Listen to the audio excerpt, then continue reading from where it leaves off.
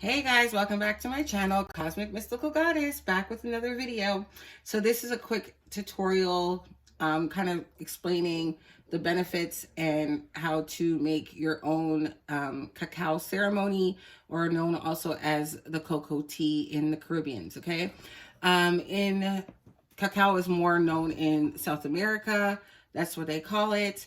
It's more for the indigenous and tribes of those countries, and they would do this ceremony, and they actually would give this to the bride and the groom as well, to solidify their marriage. And it was very, very, very highly revered, okay?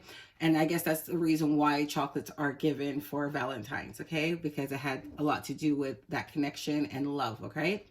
It also is known as the food of the gods, as the Amerindians and the Arawak Indians, the Taínos of the Caribbean, because those were the natives of the islands like Jamaica, Barbados, St. Vincent, Grenada, Trinidad, St. Lucia, so on. Okay, they had indigenous people living there before, quote unquote, the colonizers came and brought in the enslaved people, okay, from Africa, from different parts of Africa, okay? And you have to understand that knowing those people have came through the Atlantic slave trade to these islands, they were brought there, similar to indentured slaves, but a lot of them were held captive too as well, just to work as in slavery, okay? The indentured slaves were more of the Indians and the people from Ireland. They would come over to pay debts. So they came as indentured slaves. So that's the difference between like the Atlantic slave trade slaves, and then you have the indentured slaves that came to the Caribbean, okay?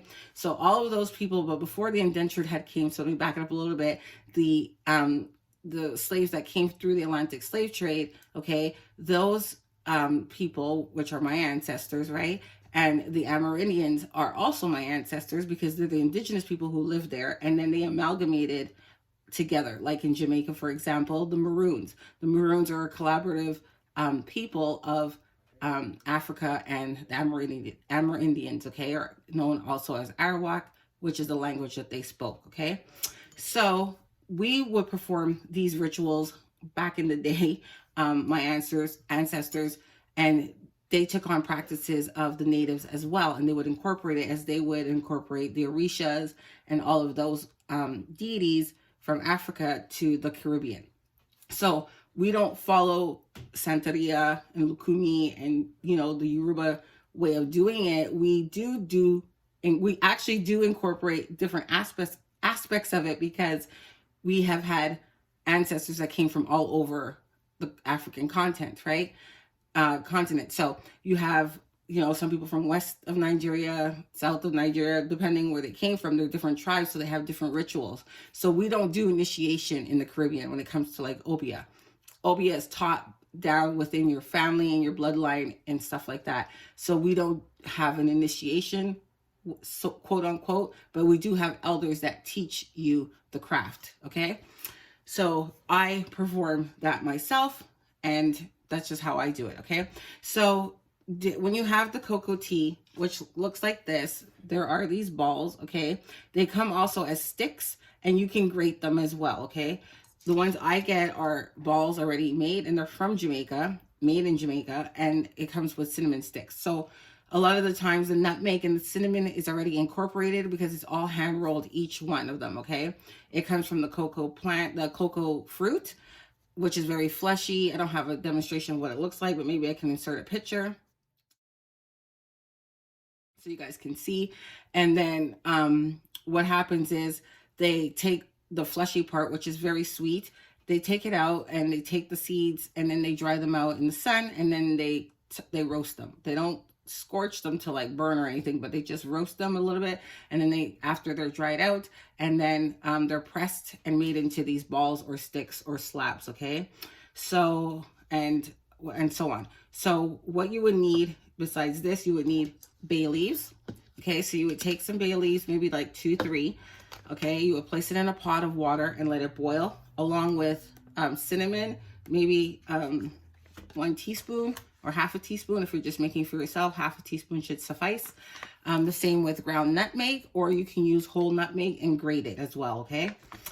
You can take this one once everything is brought to a boil, the cinnamon, the nutmeg, the bay leaves, and also I forgot to mention, I don't have here with me, but star anise, okay? You can use star anise. I like to use star anise because it helps with intuition. It helps with psychic work, okay?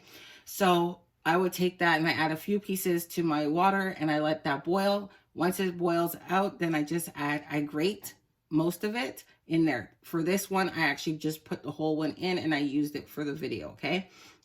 So usually we pray over it, we consecrate it, we give thanks to it, we honor it as if it were, because we know this is sacred to the gods, okay?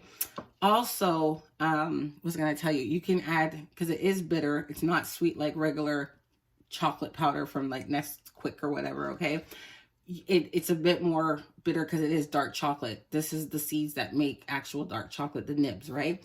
So what you're going to do, if you want to sweeten it to taste a little bit more flavorful, right? And help your palate take it down a little bit.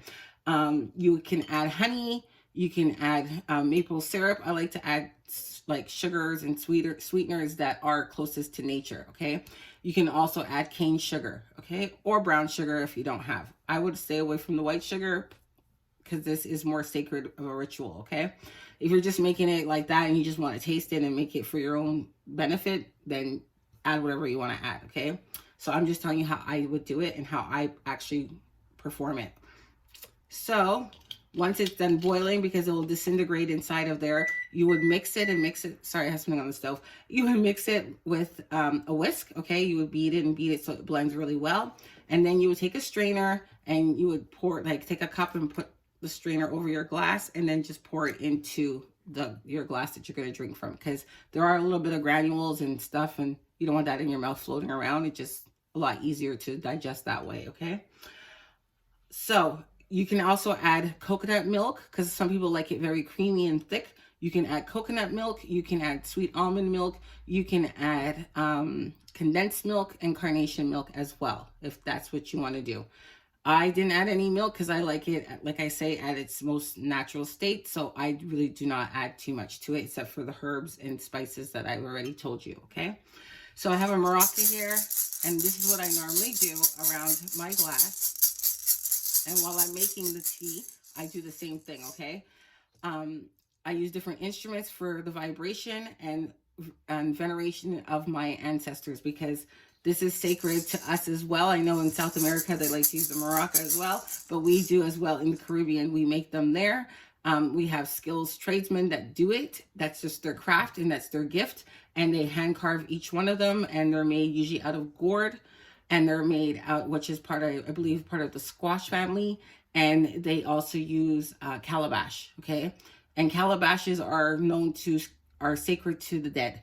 And usually in the Caribbean, like I know in Barbados, they're usually placed by the tombstone or wherever the person is buried. A calabash tree is very close by. So it's kind of like how iron gates are used at the cemetery to keep out evil spirits and stuff like that. It's similar to that, okay? So I like to incorporate that when I'm doing my ritual, but you don't have to. If you don't have one, you don't have to sprain your brain to go get one. I'm just telling you ways that you can do it, okay? I also have a singing bowl. Like I said, in our culture, we have a lot of Indians that have migrated that came as indentured slaves. So our families are very mixed with a lot of different cultures and spiritual practices. So it's very much a collaborative of a lot of different practices as one. So it's very eclectic, okay? So I like to use my singing bowl, and I usually just like do that a couple of times, and I go around my bowl, okay, to raise my vibration, get that frequency, and to call in my spirits of my ancestors. You can also give this as an offering to your ancestors as well. I'm sure they'll be very, very, very delighted, okay? It's also sacred to Santa Muerte. For those who didn't know, this is very sacred to her as well. So you can give this as an offering to her if you're doing any work with her, or you just want to venerate her on her day, which is Wednesdays, you can give this to her as well. Another thing is it's very psychedelic. So yes, you'll have some type of euphoric feeling, okay? Not like marijuana, like weed, okay? Mary Jane ain't the same type of thing here, but it has kind of similar properties like ayahuasca.